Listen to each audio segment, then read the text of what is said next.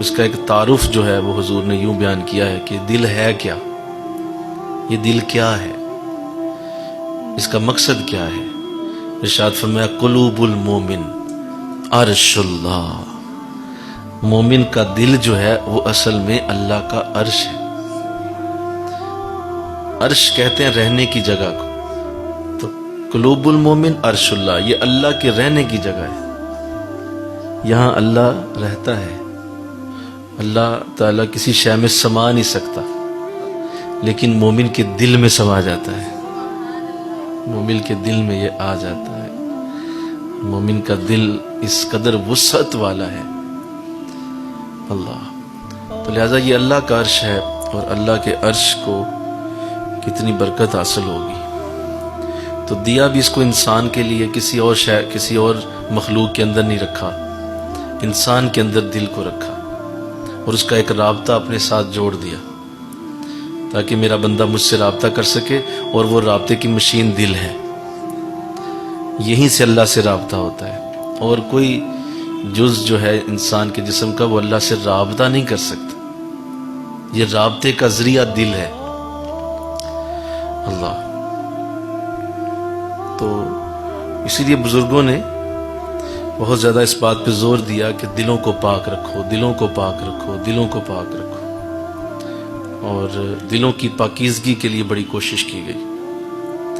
اللہ نے قرآن میں اپنے نبی کی ڈیوٹی بھی یہی بیان کی، نبی کی ڈیوٹی بھی یہی بیان کی۔ فرمایا یہ نبی ہے جو جسے ہم نے کتاب عطا کیا، یہ تمہیں کتاب کی تعلیم بھی دیتے ہیں، پڑھاتے بھی ہیں، وَيُزَكِّيهِمْ، اور تمہارے دلوں کو پاک بھی کرتے ہیں۔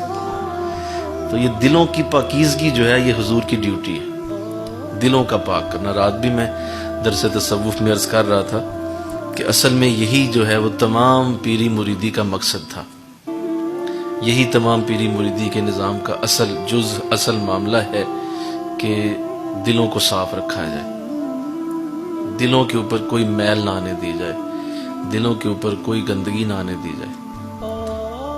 پیر کی بھی یہی کوشش ہو کہ میں دل صاف کروں، اور مرید بھی اسی لیے اپنے پیر کے پاس آئے کہ میرا دل صاف ہو جائے، دونوں ایک ہی نیت لے کے بیٹھے ہوں، وہ صاف کرنے بیٹھا ہو، یہ صاف کروانے بیٹھا ہو، تو پھر کام ہوتا ہے۔ پیر صاحب صاف کرنا چاہتے ہیں، مرید کروانا ہی نہیں چاہتا، یا اس کا ایسا کوئی ذہن ہی نہیں ہے، یا ایسی کوئی اس کی سوچ ہی نہیں ہے، ایسا اس کی تھنکنگ میں یہ چیز چل ہی نہیں رہی کہ اس نے دل صاف کروانا ہے، تو کبھی نہیں ہو سکتا۔ پیر صاحب کچھ بھی کر لیں نہیں ہوگا۔ اور اگر مرید کروانا چاہتا ہے لیکن پیر کا ایسا کوئی ارادہ نہیں اور وہ اپنے حساب سے چل رہا ہے، تو پھر بھی نہیں ہوگا۔ یہ دونوں کریں تو ہوگا، تو پھر جو ہے یہ نظام اپنی اصلیت پہ آتا ہے۔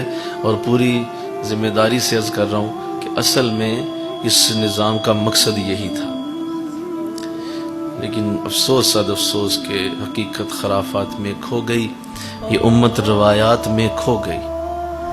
آج ہمیں ایسا نظر کم آتا ہے، کیونکہ اتنا بڑا نظام، خانقاہی نظام، یہ ساری درگاہیں، یہ اللہ والوں کے مزارات، یہ ان کے آستانے، یہ اصل میں اسی کام کے لیے تھے کہ لوگوں کے ذہنوں کو صاف کیا جائے، دلوں کو پاک کیا جائے۔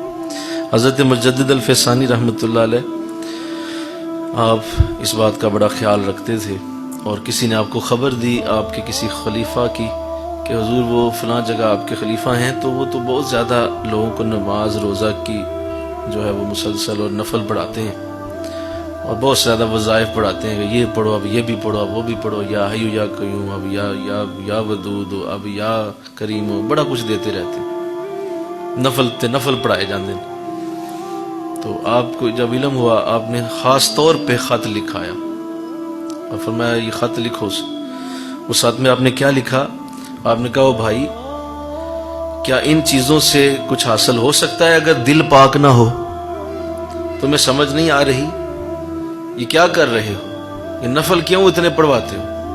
یہ کیوں اتنی نمازیں پڑھوا رہے ہو لوگوں سے؟ کیوں اتنے وظیفے دے رہے ہو؟